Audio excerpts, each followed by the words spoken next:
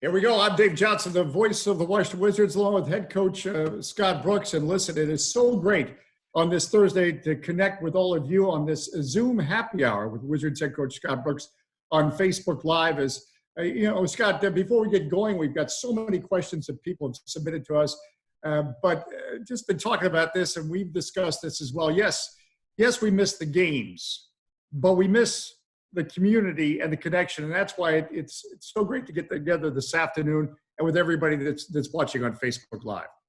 Absolutely, Dave. That's the thing. We all, of course, we miss the games, we miss the practices, the travel, the tough losses or the big wins, but we miss the community, we miss the people, we miss the ushers, we miss all of our friends, all of the connections that we've made over the years. But as we talked earlier, we hope that it gets back soon and we can get back to playing some basketball. Well, that's the bottom line. We hope that happens, but we hope everybody's staying safe. And thanks for finding us. Tell your friends we're live here on Facebook. And again, it's very much a community, and we're trying to help out. And a big salute to everybody that's been contributing into the MSE Foundation. That's the Monumental Sports and Entertainment Foundation. The Feeding the Frontlines Fund, that is helping get meals to medical workers. Already over 6,000 meals have been purchased as part of that. Again, you can donate at monumentalfoundation.org is how you connect with that. And I know that's something, as you talk to players and coaches on your staff, that everybody's involved figuring out, all right, we got this time, how can we help others? Yeah, Dave, we've done it. We've helped all of us, everybody in our organization. We've done it. We feel like it's been a big part of, what we've done in the last month or so. The thing that I'm always impressed with our organization is the commitment that we are in with our community. We are always at events and doing charity works, basketball camps, clinics, speaking engagement, just incredible. And we got great players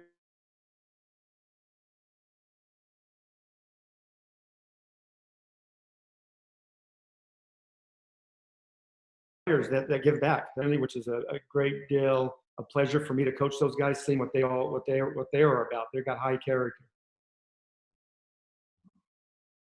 Well, again, and Bradley Beal, pretty cool, was helping get pizza to medical workers in St. Louis, and of course, very involved with the Ron Brown High School, John, and helping all the workers down there, and so many examples of that.org. If you can contribute, and we're really helping out the Feeding the Frontlines Fund, which is getting meals to those medical workers that are out there so we can stay safe. Thanks for submitting your questions. We have so many to get to. And we do want to get to a few questions as we deal with this time right now. A couple of questions, like Alexander Filterstein is checked in, and also coming in, Robert Einstein and Wayne Barber, just talking about this period of time. We've talked before about, are the training routines still going on right now, and what's that been like with the team? Well, we're making the best of it. Everybody's in the same position. We're finding ways to have workouts, and guys are responding, and I'm impressed because we have a young team, and at this time, when you have a young team, you better be disciplined, because there's a lot of things that you can do other than train, because there's no scheduled. We don't have practice in our practice facility. But they're doing their Zoom workouts with our strength and conditioning coach, Blair. They're doing ball handling drills with our assistant coaches. And then we're breaking it up in small groups, and we're going over some of the games. I think about 11 or 12 guys on our team have never played with John and Brad.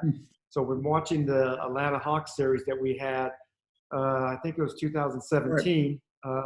And we're breaking it out with small groups with coaches, and it's been terrific, man. The players are really into it. They're giving great points and great assessments after the games, and we're doing every game separately, and so it's been pretty cool. And this is something we touched on with Tommy Shepard when we got together, but the impact in terms of the preparation for the draft, I think probably fans need to know that a lot of the work was already done. Obviously, not having what typically this time of year, if you were not in the playoffs, you'd be probably having workouts, but still the work was done before this even started. Yeah, I have big respect for Tommy. He's a worker, man. He's always on the road traveling, and his staff has done a great job. I always look back at, with Rui. We didn't bring Rui in, but he told me, he said, Scott, we don't need to see Rui. We've seen him like 1,000 times live at practice and games, and that's why we picked him ninth. And what a great pick that was. But Tommy, he's prepared, and we're gonna do fine. We don't know where it's going to be, the draft pick, and we don't know when it's going to be.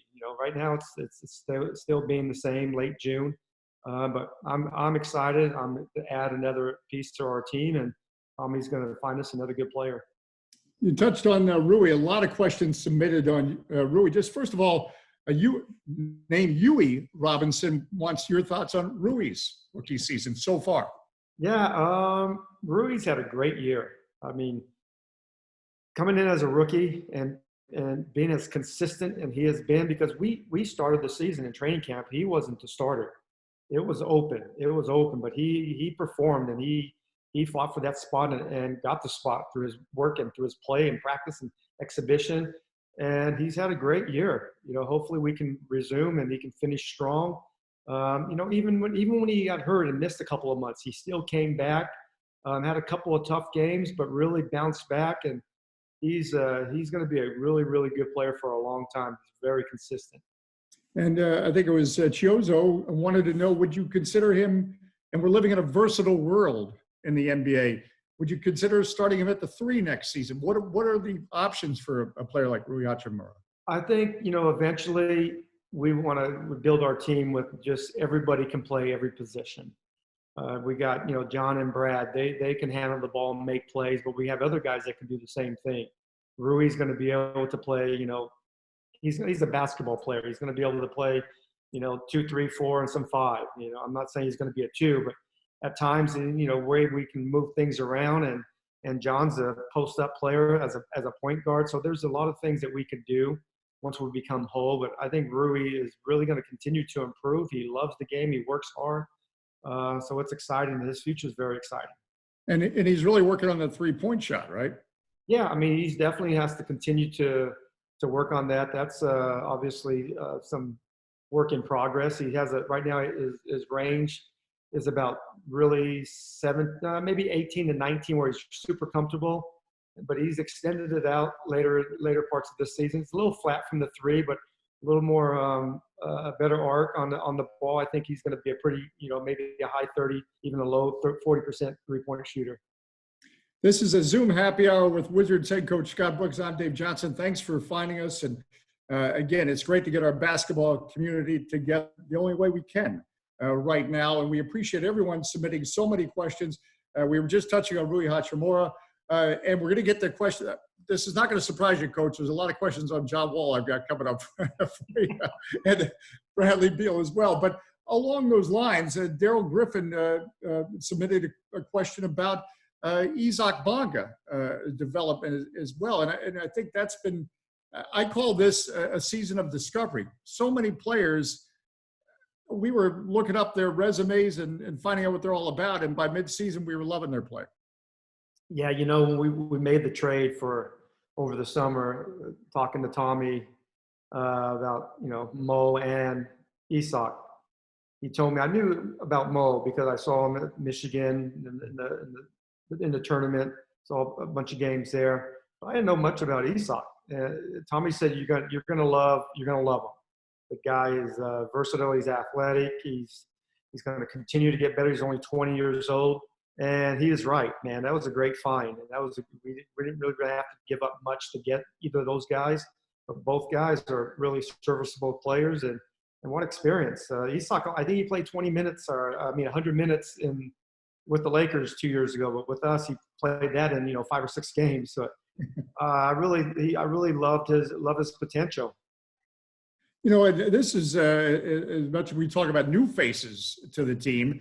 Ryan Proctor wanted to know about Troy Brown's development because he's his playmaking ability on the floor, I think, helps your team in so many ways. Your thoughts on this year, which was so critical for him? Yeah, that's another young player. I mean, he's 20 years old. He's going to continue to improve for a lot of years.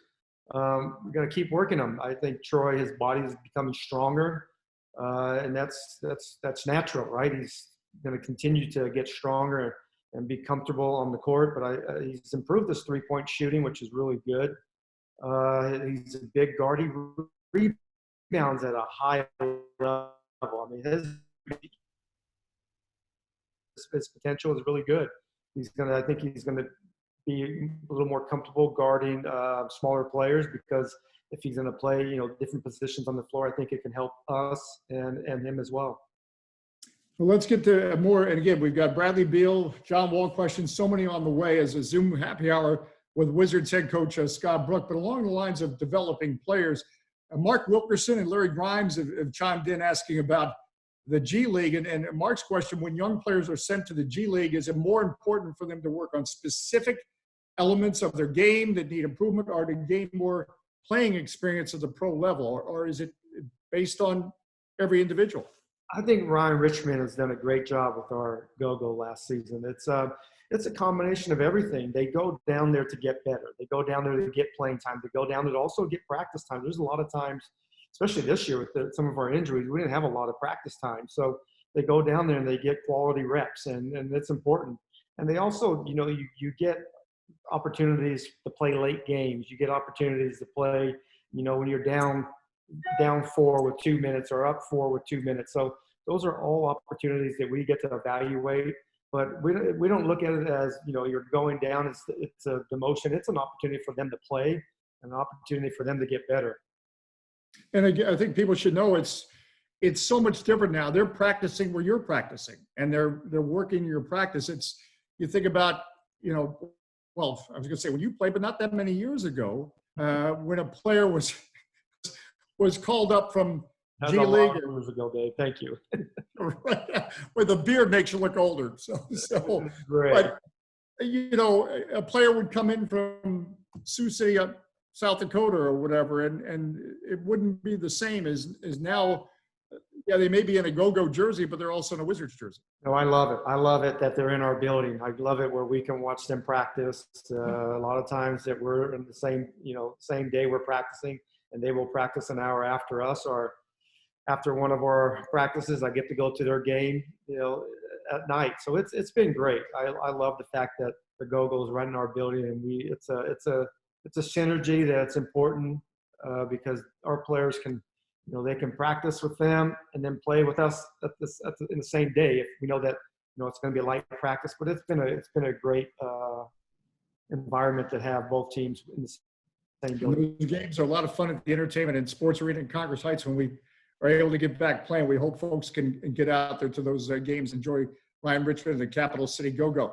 All right, we have a few John Wall questions, as I promised here, and with good reason, because, wow, to get a 5-time All-Star eventually back. And again, to be clear, the plan is no matter when this season resumes, that's still the case. He's not coming back until next season. That has not changed since last we spoke. Yeah, he's out, but doing well. Spoke to him it was like 2 or 3 nights ago on the phone, and had a great conversation. He's upbeat. He's excited. It feels great. His body's great. The last time I've seen him on the court, his speed is there. I mean, he hasn't lost a step. He's going to be a better player because he's still 30 years old. Is he 30? Is he 29? 30 years old. Yeah. So, but you know what? It's the way I look at it, Dave. We're going to obviously have a first-round pick next year, but we're really going to have a big-time first-round pick in John coming back, because he's missed 50 games the year before, and then all 82 games this year, and then he's going to come back next year and be as good as ever. Him and Brad in the backcourt, when they're healthy, they're a problem. They're tough to stop, and they can guard as well. Morgan Sweater, Nathan, and Tarian had asked about that. And as you were just talking about getting John Wall back, Chris Vogel wanted to know about, okay, you get John Wall back, is there adjustment period to integrate him back in? I don't think so. I mean, we're going to have a training camp like we will.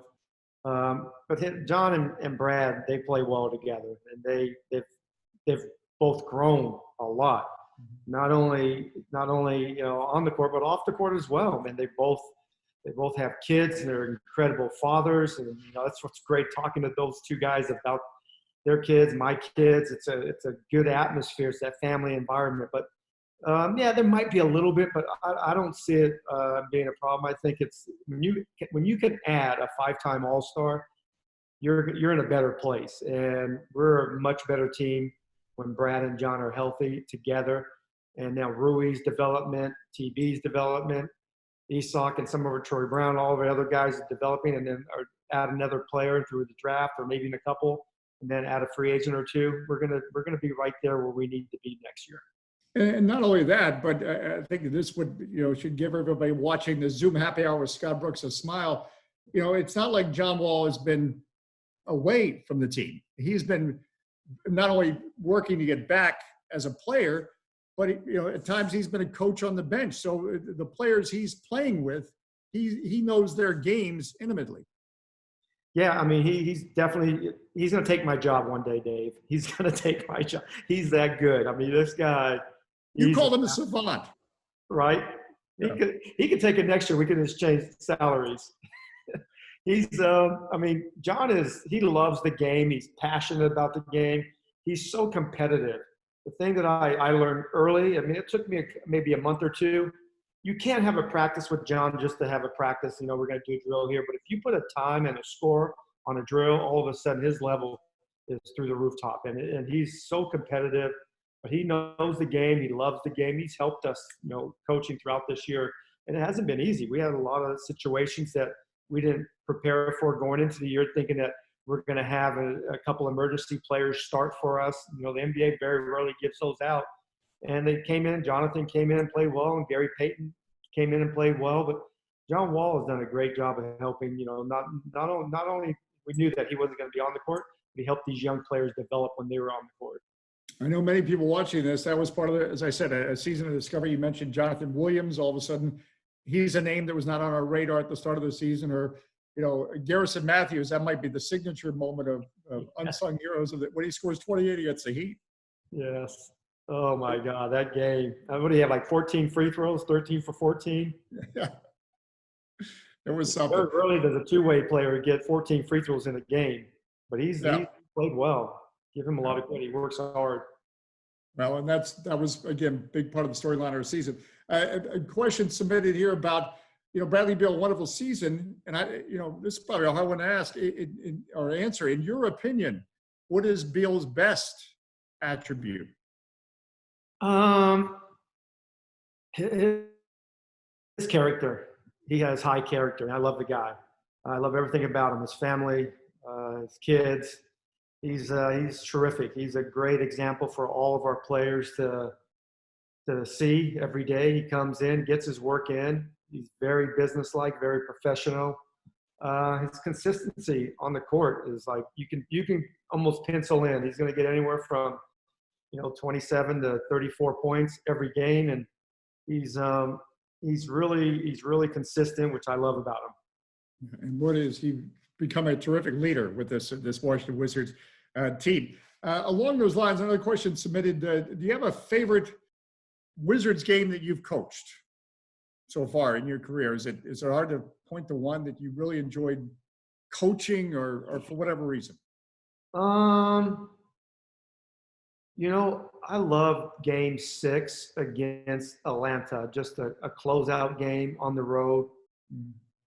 John and Brad were phenomenal. They just really, really led in both ends of the floor.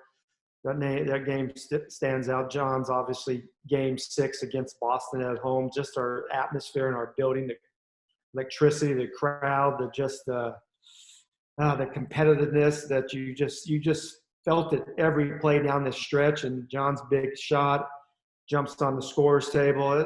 That's another cool moment. But there's many cool moments, and we just need to get everybody back. It's important that everybody comes back and healthy. And by no time we're going to be back to playing basketball again, which is going to be great.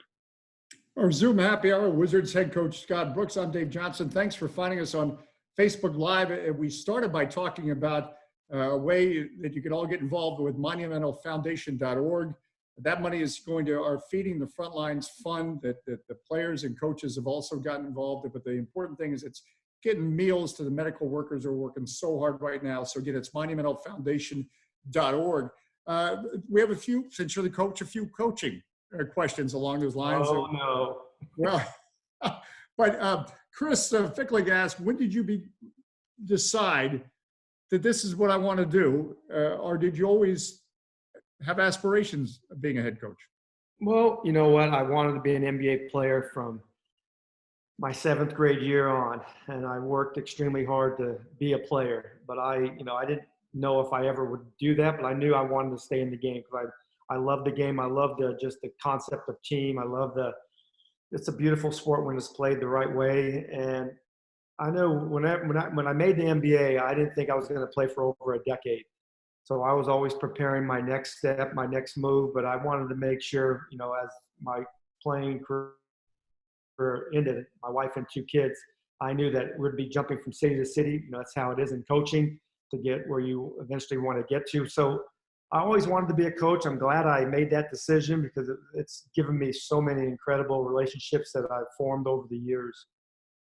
Yeah, and Matt Ferroli, I hope I get that name right, was asking advice to anybody that wants to get into coaching or administrative work in college or any type of basketball. It could be a long way to the top if you want to rock and roll. Even one of your first jobs, you weren't paid as often as you probably liked.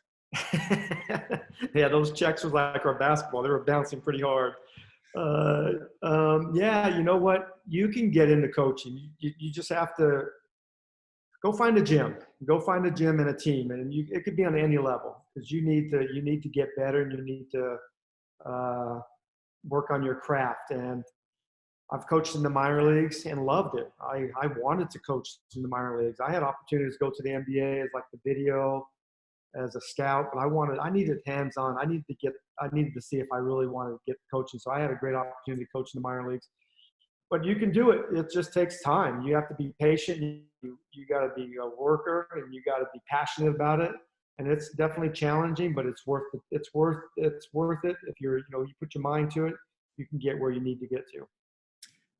A question from Mary Colnan, who tweeted me the other day. She really appreciated, Scott, you, by the way, a message that's running in the Giant food stores right now. Big shout out to all our partners at Giant helping us. Those people are stars. They are stars, the associates there. It's tremendous. Just everybody, Dave. We talked about it last week, the hospital workers, the grocery stores, the UPS, FedEx delivery, it's just amazing. They're just out there every single day, and we're so thankful for all the work that they've done. Again, it's they're the link that keeps it all going right now as we talk about the importance of community and why we're doing it this afternoon. This Zoom happy hour with Scott Brooks. As Mary's question, and this is something we've talked about, the importance of chemistry and culture, which is something you wanted to create with the Washington Wizards, with the current team. How do you assess that, and because that's an intangible. It's not points and assists. Now you're trying to find the right mix. How do you assess that? Yeah, I think we have a good culture. We have a good chemistry right now. And we had a lot of, I hate to go backwards, but you always try to improve every year. And a couple of years ago, we had a lot of talent that just didn't seem to be a good mix. And this year, we had a lot of inexperienced talent, a lot of talent that didn't play in the NBA, coming out of college or being in the first year, not playing many minutes with their other teams. But I give our guys a lot of credit, man. They came together and they fought every day in practice and in games. They competed.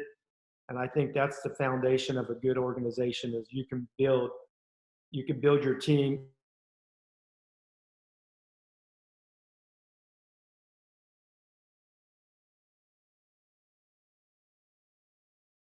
on. And Gerard wanted to know, D'Ambrosio, again, thanks for submitting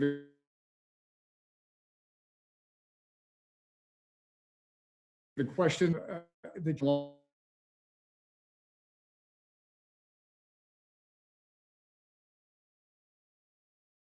Along those lines, is there something you that got to be a good person? I'm not saying no one's going to make a mistake. No one's going to get a parking ticket, but you need to build your team with guys that you can count on.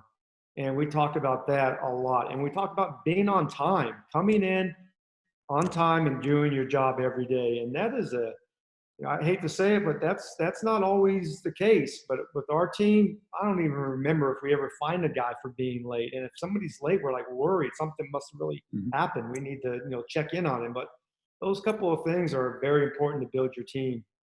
Daniel Diaz wanted to know most underrated player you had to guard or go against. Again, underrated player that you. Most underrated player, man. Did he ever see me play? They all were. They all were so good. I couldn't stop anybody in front of me. I don't even know how I made it. Man, the most under. You know what? It's crazy that like Kevin Johnson obviously was an all-star. Never gets like that guy was like really, really incredibly good. Mark Price was really incredible. Those two, Tim Hardaway. I mean, it's those names are. I mean, they were good and they were well known then, but you never hear about them now. And John Stockton obviously led the league in assists and steals just about every year. Those guys were great. And the toughest guy was like Magic Johnson was like impossible for a point guard, 6'9", to be able to handle the ball, see over the defense the way he did it, but impossible. But yeah, everybody was tough, Dave. Come on. We could spend the next half hour. Yeah, we could spend. We can keep going. Okay, which team you want to? We talk about the two guys that play on that team. It's like every game. Maybe we should have narrowed it down to a specific month. The toughest. It's all relative. All right, Gerard wants to know anything specific. Oh, pardon me. This is Gary. I want to know about when you're in a situation and you're trying to rally your team. Is there any go-to coaching motivation that you draw upon? I always just talk about play the next play. You can't worry about the last play. You got to play forward, and that's important because there's so many times it's an emotional game. I mean, I get emotional with players and the referees. There's a lot of things that go on during a game, and you just have to focus on the next play. You got to stay in the moment and focus on that, and that's what I stick to. I really believe that's the best way because it's hard if you don't just have that consistent mindset, and that's one good thing about Brad. Brad is so consistent. It's like Groundhog Day. It's like you know what you're going to get from Brad every time out. He's really locked in, and he has a good way with his teammates and his coaches. All right, we've been talking about all of us looking for things to watch, and we've all gotten a kick out of Last Dance, the Michael Jordan documentary. So a couple questions about that. Kareem and Patrick Waring have a couple questions about that. Kareem, we'll start with, where were you during that 97-98 season, and what do you remember about that Bulls team? I had a great seat at the Madison Square Garden. I was playing for the Knicks. I had the best seat in the house every night. It was later in my career. We actually played them very well. I mean, it's easy to say it now, but I thought we had a chance to beat them in the playoffs. We split the series with them 2-2. I think they beat us by a couple of points each game. I remember the first game. I think it was Jordan had like 50, 52 or 53 points. Tiger just won the first Masters, and he set courtside, and we were talking to him throughout the game, and it was actually a pretty cool environment. That stadium, that arena was nuts. But yeah, I remember that. And then we played in the playoffs. We beat Charlotte, and then we go to Miami, and the big fight breaks out, and everybody got suspended. Other than me, that's the perfect guy. Van Gundy wanted to get suspended because I had no bearing. So everybody, Patrick Ewing gets suspended by walking like this much on the court. So we never get the chance to play the Bulls in the conference finals, which would have been epic. I don't know if we would have beat them, but we had a good chance to. Patrick, do you have any Michael Jordan story from any of the playing days? I tell everybody this. One of my two things. Akeem Olajuwon gave me a championship ring the way he played in '94. And Jordan gave me a championship ring in '94 because he retired and played baseball. So those are the things I love about him. It's crazy playing against Jordan. I never had to guard him, but a couple of times, but it was never my matchup because he played the two. But I remember no matter what team I was on, no matter who it was, we always said, "Hey, you better sit out a week or two before we play the Bulls, so it doesn't. You're not going to get Jordanitis the night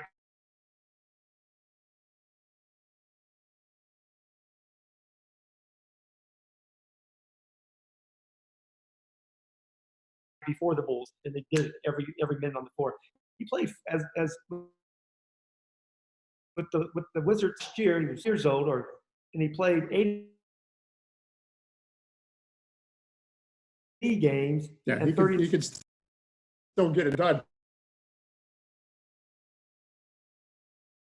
A couple questions was wanting to know how you and the staff were able to build this, or how this team became such an offensive success story this season. And all the way from Brazil, Sabu wants to know about, conversely, getting better on defense. Last 15, 30 games, we started to see those signs. So first the offense and then the defense. Yeah, I mean, I didn't think we were going to be this much of a high-powered offensive team, but I knew that we had some really talented offensive players. We worked on it. We have a philosophy that we want to have good to great plays, good to great passes. So if you have a good shot and your teammate has a great shot, you got to make that pass, no questions asked, no matter who it is. And Brad has done that. John will, he's one of the assist leaders in the league. He will do that when he gets back. Now defensively, that's not the case. We had so many guys in and out, so there was not a lot of consistency. But I would say, like you said, the last 30 games, we were almost 500 as a team. We became, more.